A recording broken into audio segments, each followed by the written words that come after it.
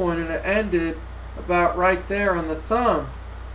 And this mark was the top of where this finger met. And I broke it down, and there was a little dip in there, and this ended about right where the dip was. And really, when you start to do that, you don't have to do outlines if you don't want. You can just even do little, just really brief lines like that. You could just put in the points if you wanted. I prefer doing outlines. But yeah, so like right there could be another point, and this is a point where it meets like that. So I just constantly look at the image. I'm constantly observing. Once you get in the R mode, that right side of the brain thinking, it becomes easier because your focus is on where does all these points meet, and it almost becomes like a grid system. And of course, don't think of it like you're working on a grid. You want to be artistic, and you want to capture the fluidity of marks. But after you have your initial sketch, then you can go back in again, observe the values, observe lines, because that becomes easy. It's almost like if you have a map and you know the directions from one place to another, it's easier to fill in spots such as like houses or trees or areas like that, as long as you have a general idea of what it is. And something else to point out is don't be afraid of drawing lines. I used to be very afraid of making the lines bold and dark because I'd be afraid, well, it's going to look like a cartoon hand, or I always thought, to capture realism, I shouldn't put lines in. But as an artist, it's up to you once again. But I prefer having lines because it gives it greater depth, and I think it just overall adds to it.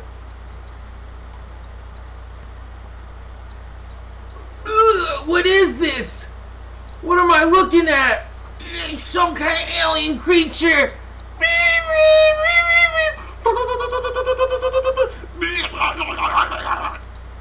This was one of the drawings from the Drawn on the Right Side of the Brain book that deals with drawing upside down. So we have to draw this upside down. And with this one, I started on the bottom. I think I've actually started right with this right here. And I think the reason was because to me, I saw this shape, I sketched it, and I felt like every other shape could be formed from there. So I just started, once again, marking these lines.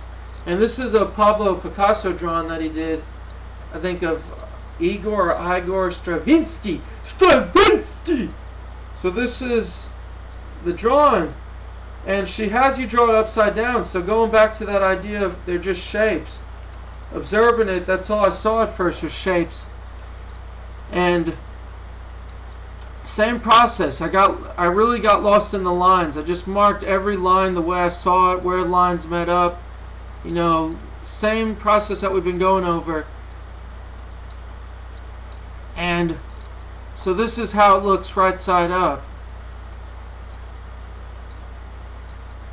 And there it is. It's a portrait of a guy sitting down in a chair. But try and do this. Try any upside drawing of anything. And you can check out my blog. I really appreciate it if you can check out my blog. I have this image there along with the others, and it kind of tells more about it. And but yeah, doing it upside down, it made everything just concentrating on the lines. And that's something to point out. Where you start is entirely up to you. You could have started with the hand. If you wanted, you could start with the overall shape of the hand. It's entirely up to you. I just, in my opinion, I try to make things as easy as possible. So by looking at this whole image upside down, I noticed this shape was a pretty big shape. It was pretty easy to draw compared to all these other marks. So I started with that. This to me became the easiest point to start with. I never like to do this. I never like to jump around. So if I start with this, I don't like to go over here and start drawing that. I like to keep things pretty close when I'm drawing, just that way so I can keep the marks in check and make sure everything's right. So there we go. And here's one final drawing that I did, and then I'm going to move on to the next video. This was actually my first commission job. I was really happy. My boss, he's like, can you do a portrait of me and my wife when they were younger? And I was like, sure. So this was really exciting. I was like, yeah, baby. So this one, I looked at the photograph and I kept looking and looking. And just like I mentioned with the Pablo Picasso drawing, I started this one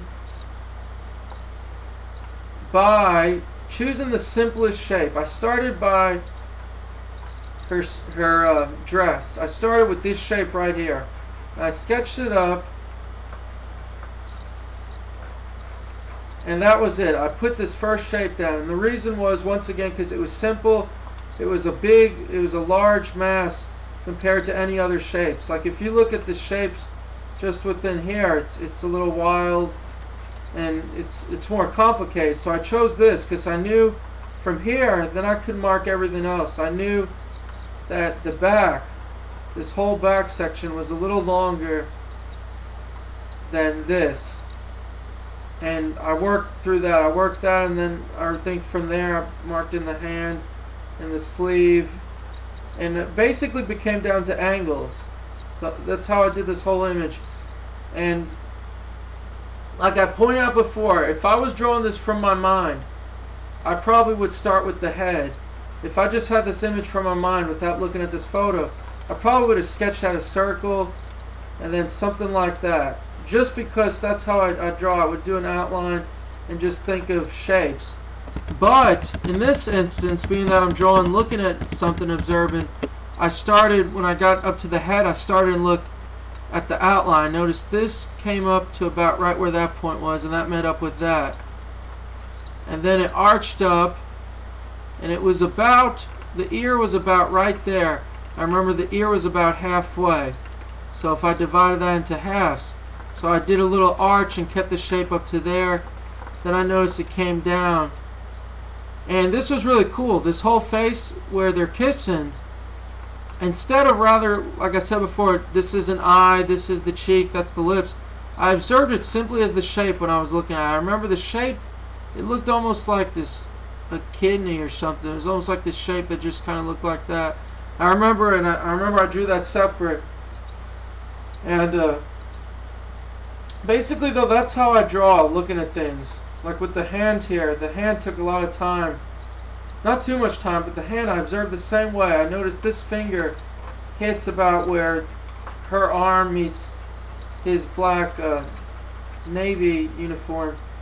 And I noticed this finger was the longest, so this one was shorter, this one was shorter, and this was the shortest. And all these marks. So it really becomes, you're almost, you know, just constantly marking, constantly doing outlines. And then, once again, you can come back and do the shadowing. And so that's it. That's for how I draw, looking at things. And one more advice and tip I recommend is, you don't necessarily have to draw to practice your right mind. To practice getting in that right mind mode, I think that if you're, say, sitting at a waiting room or sitting anywhere, you can simply observe things. You can observe the chairs, and you can think to yourself, well, if I was drawing this, how would I do it? And things become a lot clearer. Last night I was sitting in the den, and I was observing the video game system and the DVDs, and I just noticed, well, the DVDs were a little bit higher up than the video game system. I was putting all these marks in my head as if I was drawing it. So that's a little tip I think that could help you. But overall, I'm going to get into now how I started drawing with just from my memory. So I'm glad you watched this. I hope it helps out. Any questions or comments or how I can help out more, just message me. I'm here. Thank you.